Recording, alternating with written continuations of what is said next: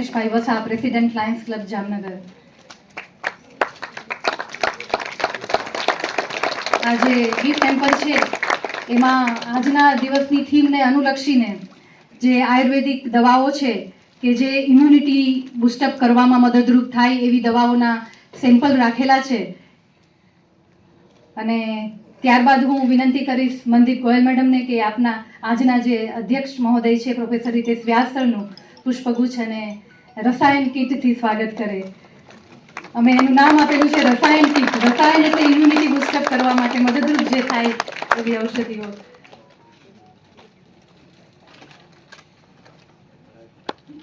અને અમારા કાય ચિકિત્સા વિભાગના વડા પ્રોફેસર મનદીપ ગોયલ કે જેમના માર્ગદર્શન અને પ્રેરણાથી આજે આપણે અહીં એકત્રિત થયા છીએ, એમના સ્વાગત માટે હું ચાર્મી મહેતાને વિનંતી કરીશ.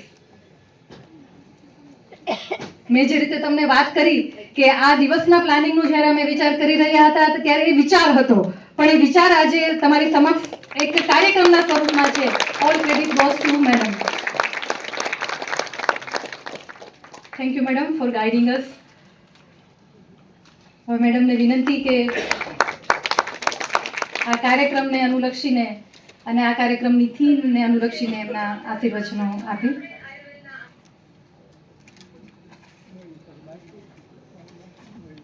नमस्कार, अ वेरी गुड इवनिंग. यहाँ पर उपस्थित डायस पे हमारे आज के अतिथि प्रोफेसर हितेश व्यास जी, जो कि dean academic institute of teaching and research इन आयुर्वेद हैं. साथ साथ में हमारे रिक्वेस्ट को मान देकर जब हमारे दिमाग में कार्यक्रम था तब है कि इतने सारे वरिष्ठ लोग जामनगर में हैं और जब हम ओपीडी में बैठते हैं कई वरिष्ठ और सीनियर सिटीजन्स अपनी बहुत सारी समस्याओं को लेकर ओपीडी में आते हैं. बहुत सारों को हम आईबीडी में एडमिट करते हैं, पर उन सबको एक साथ एकत्र करना, एक जगह लाना, क्योंकि हर बार हम उनको ओपीडी में समझाते हैं कि हमारे संस्थान में जामनगर में एक ऐसा ओपीडी है जो कि खासकर जीरियाट्रिक ओपीडी है, मीन्स 60+ जितने भी हमारे नागरिक हैं उनको जो होने वाली समस्याएं हैं उनका समाधान, उसके लिए जो भी उनके इंस्ट्रक्शंस हैं, आईपीडी मीन्स एडमिशन की व्यवस्था है, पंचक्रम की व्यवस्था है और बहुत सारे ऐसे कार्यक्रम हैं जिनका लाभ उनको मिलना चाहिए और लेना चाहिए. परंतु कई बार ऐसा होता है कि जामनगर जैसा शहर जिसमें विश्व का सबसे बड़ा आयुर्वेद का संस्थान है, जो कि सालों से 1946 से जाम साहब महाराजा की देन से यहाँ पर है, फिर भी कई लोगों को यहाँ पर होने वाली गतिविधियाँ, यहाँ पे जो जो कार्यक्रम होते हैं, जो सुविधाएं हैं, वो मालूम नहीं होता है. और जब वो हमारे पास आते हैं कई बार वो बहुत देर से पहुँचते हैं और हम उनको मदद करने में इतने सहाय भी नहीं हो पाते. तो इसी थॉट पे हमारे डिपार्टमेंट में डॉक्टर हेतल व्यास, उनका सीनियर सिटीजन्स के साथ अच्छा कांटेक्ट है. मैंने उनको कहा कि मेरी इच्छा है कि इस सीनियर सिटीज़न डे पे अगर हम सीनियर सिटीजन्स के लिए कुछ कर पाएँ तो ज़्यादा अच्छा होगा. आपके पास उनके कांटेक्ट हैं, तो उन्होंने एक मीटिंग हमारे साथ भास्कर भाई जी की, देवेंद्र जी की और MS वसा जी की करवाई. और मैंने उनको एक निवेदन किया कि अगर आप हमारे लिए एटलीस्ट कुछ प्रतिनिधि है, क्योंकि सबको तो हम नहीं बुला सकते हैं यहाँ पर, कुछ वरिष्ठ नागरिक के प्रतिनिधि यहाँ आ सकें और जो हम मैसेज देना चाहते हैं वरिष्ठ नागरिकों की सेवा के लिए, वो हम यहाँ से आपको आज के दिन दें. और ये आज का ही दिन नहीं है, क्योंकि ये सीनियर सिटीज़न डे है, सब जब कोई डे होता है सब उसको सेलिब्रेट करते हैं और अगले दिन उन सब चीज़ों को भूल जाते हैं. ऐसा नहीं है. ये एक दिन है जो हमने पिछले 3 साल से कार्यक्रम शुरू किया है. इसमें एक एक स्टेप हम आगे बढ़ रहे हैं. पिछले साल हमने इसी के साथ Shri MP Shah old age home में आयुर्वेद की सुविधाएं उनके दर पर इस तरह की शुरुआत की थी. प्रोफेसर ठाकर जी यहाँ हैं, उनकी अध्यक्षता में. और भी आगे हमारे ऐसे कई प्लान हैं जिसमें हम वरिष्ठ नागरिकों के लिए बहुत कुछ करना चाहते हैं. तो आज इस कार्यक्रम का एक जस्ट मेन हेतु ये है कि हम किसी तरह से आपको एक मैसेज दे पाएँ कि आयुर्वेद आपके लिए क्या क्या कर सकता है. और आयुर्वेद के संस्थान में जो जीरियाट्रिक OPD है नंबर 10, उसमें आपके लिए जो सुविधाएं हैं उसका एक आपको रूपरेखा दे पाएं।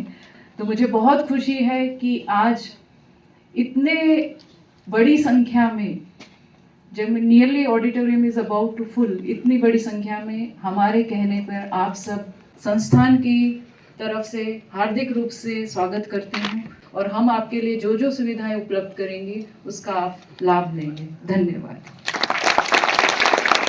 તો વૃદ્ધાવસ્થામાં જે અમુક જે ફેરફાર થતા હોય તે આપણને બાલ્યાવસ્થા અને યુવાવસ્થા કરતાં અલગ જ જોવા મળે. તો એમાં આયુર્વેદ પ્રમાણે એને સહજ કે સ્વભાવ જ વ્યાધિ કહેલી છે. જેમ કે જન્મ, મૃત્યુ, બાલ્યાવસ્થા, યુવાવસ્થા, આ બધી જે અવસ્થા આવે એ પ્રમાણે વૃદ્ધાવસ્થા પણ આવે છે. ત્યારબાદ વૃદ્ધાવસ્થામાં વાત દોષની પ્રધાનતા બતાવેલી છે. વાત દોષની પ્રધાનતાને કારણે ત્યાં વાતની વૃદ્ધિ થવાથી અગ્નિમાં વૈષમ્ય ઉત્પન્ન થાય છે. અગ્નિમાં વૈષમ્ય મતલબ કે કાં અગ્નિમાંદ્ય થાય અથવા તો અગ્નિની વૃદ્ધિ થાય, તો તેના કારણે અગ્નિ મંદ થઈ જાય.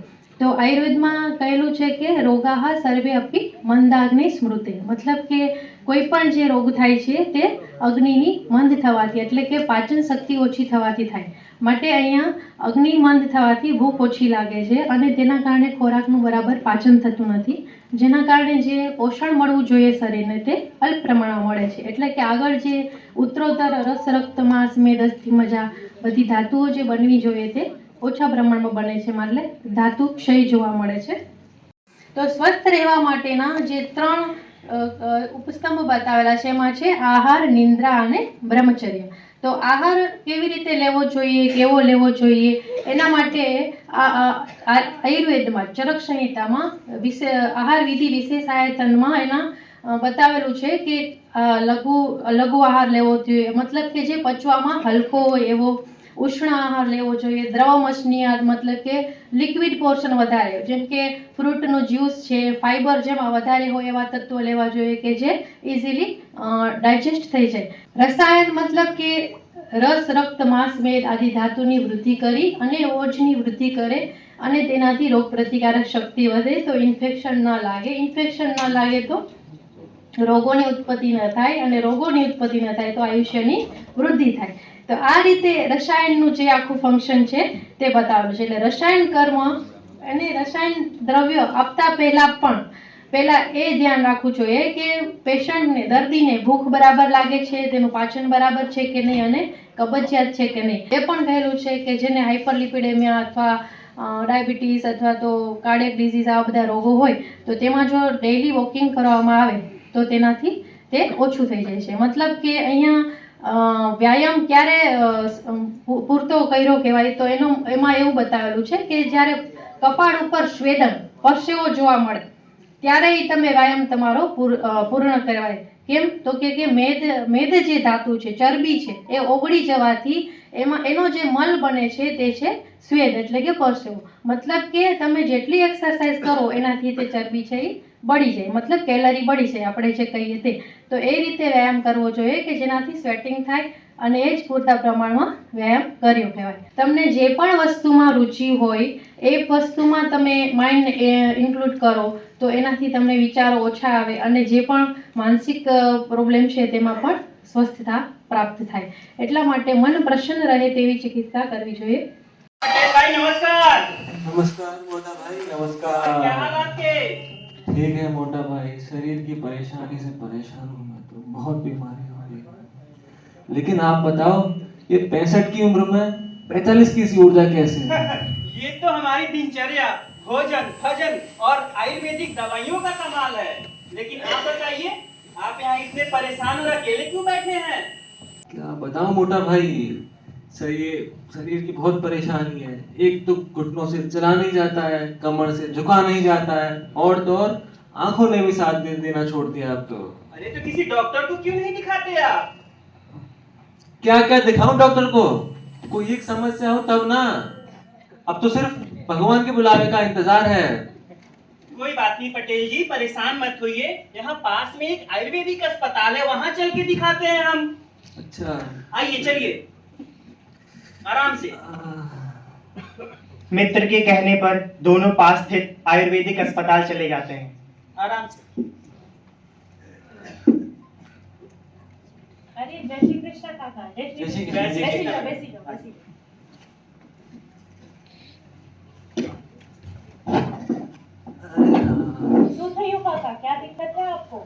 खेचे ए, चुप रहे।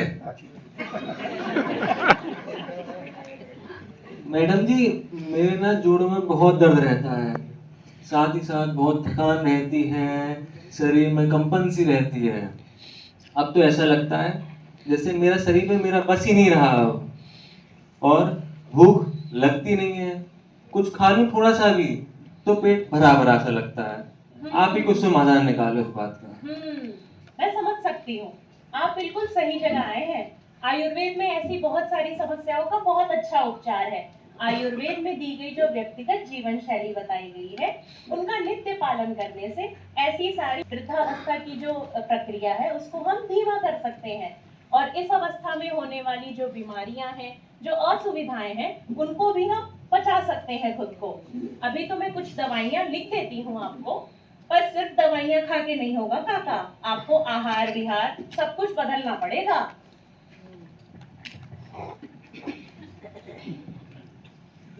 अच्छा मैडम जी, हमें दिनचर्या में क्या क्या पालन करना पड़ेगा?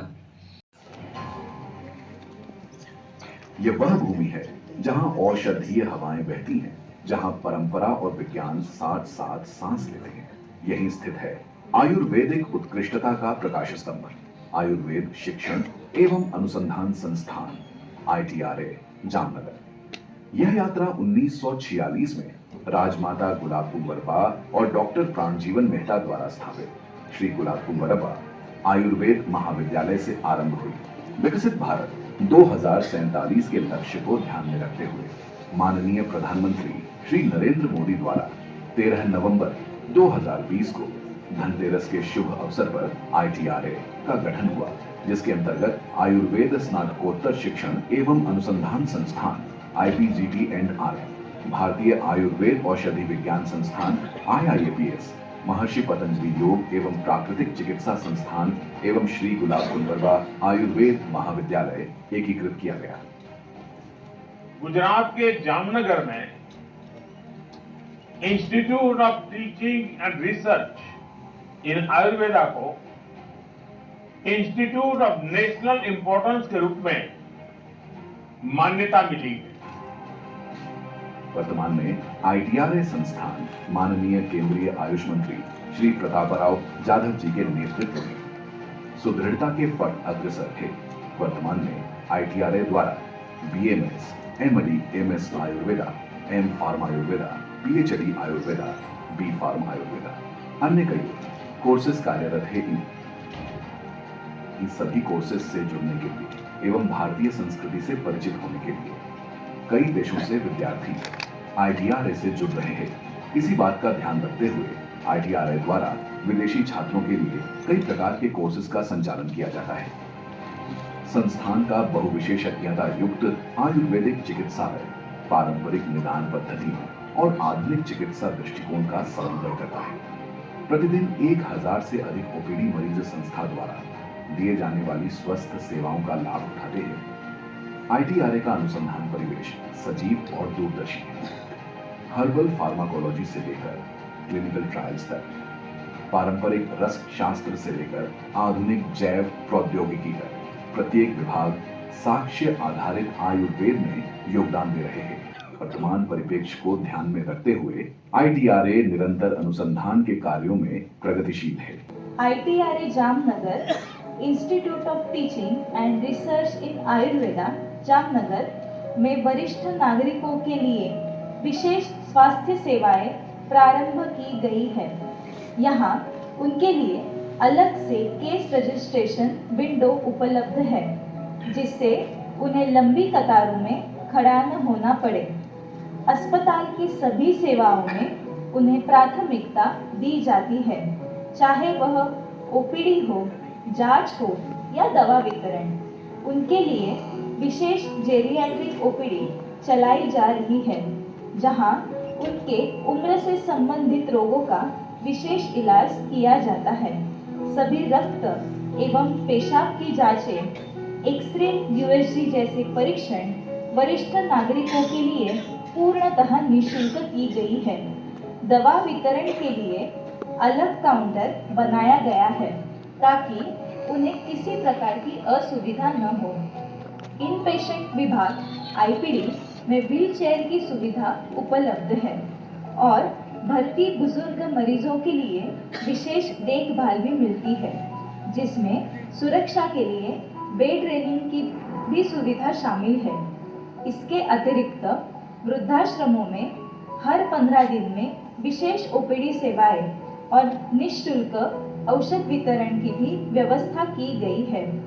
आईटीआरए जामनगर का यह प्रयास आयुर्वेद की परंपरा के अनुरूप हमारे बुजुर्गों को जीवन की इस संध्या में संपूर्ण स्वास्थ्य और गरिमा प्रदान करने की ओर एक समर्पित कदम है। આગળ નમીને પેટને સાથળથી અડાડવાનો પ્રયત્ન કરો અને બંને હાથથી પગના અંગઠાને પકડવાનો પ્રયત્ન કરો. બહુ સરસ, બહુ સરસ. જો આ પ્રેક્ટિસને તમે રેગ્યુલરલી કરશો તો શું બેનિફિટ થશે હમણાં કહું. ધીમે ધીમે શ્વાસ લેતા લેતા પાછા આવો, બંને હાથ ઉપર લઈ જાઓ અને ધીમેથી શ્વાસ છોડી હાથને નીચે લઈ આવો. એનું એક બહુ સરસ બેનિફિટ છે એ છે આપણું જે માટલું હોય ને એને ફોડવા માટે. માટલું સમજો છો? યસ, પેટ જે આપણું માટલાની જેમ થઈ ગયું છે.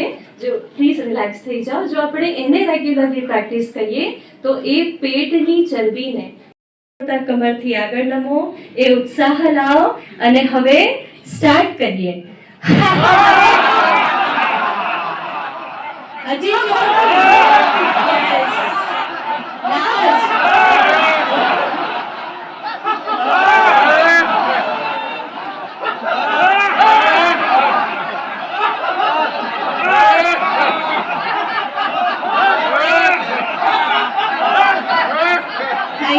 Thank you so much.